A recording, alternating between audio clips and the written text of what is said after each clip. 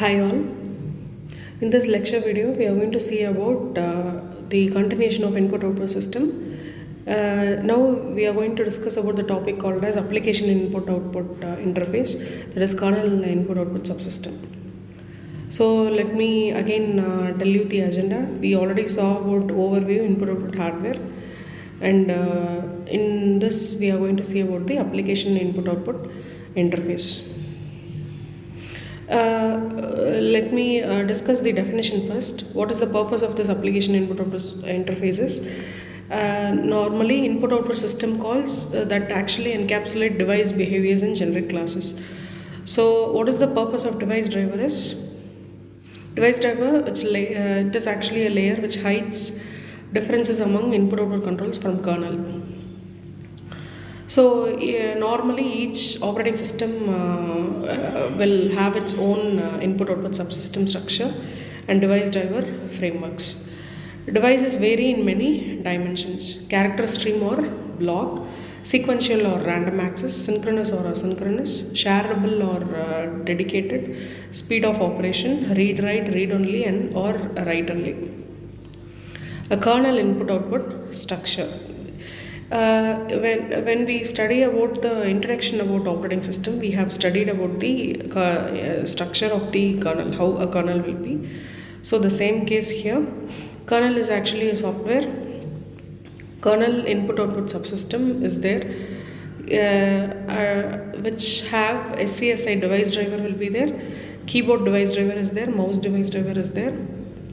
And similarly, we have, if you see in the hardware side, we have SCSI devices, keyboard, mouse, PCI bus, floppy disk drives, etc.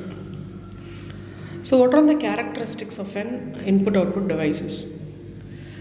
We have three columns here. One is aspect, variation, and example.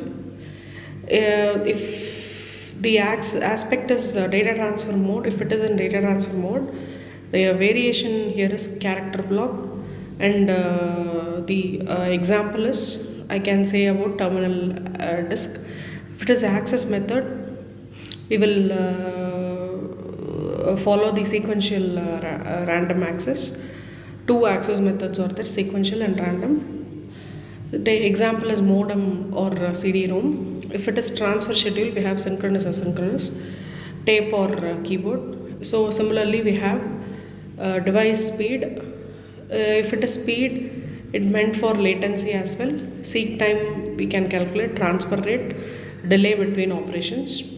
And if it is IO direction, we speak about read, write and read, write. For example, CD-ROM, graphics controller, disk. What are all the characteristics of input-output devices? The continuation. Broadly, this input-output device can be classified or grouped by the OS into block input-output or character input-output, memory mapped file access or network sockets. For manipulation of input-output device, specific characteristics, usually an escape or backdoor.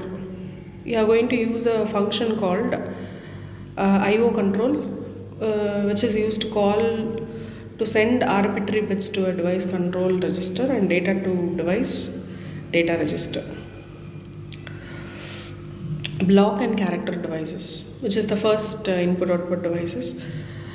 What actually this block device include is disk drives.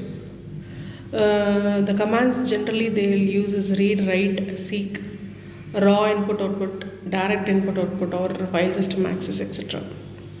And character device includes, keyboards, mice, serial ports. The commands which they include is get, put, etc. And we have network devices.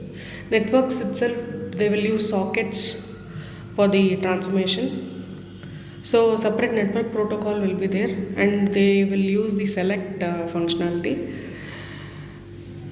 The approaches can be very widely for the following things like pipes, FIFOs, streams, queues, mailboxes, etc.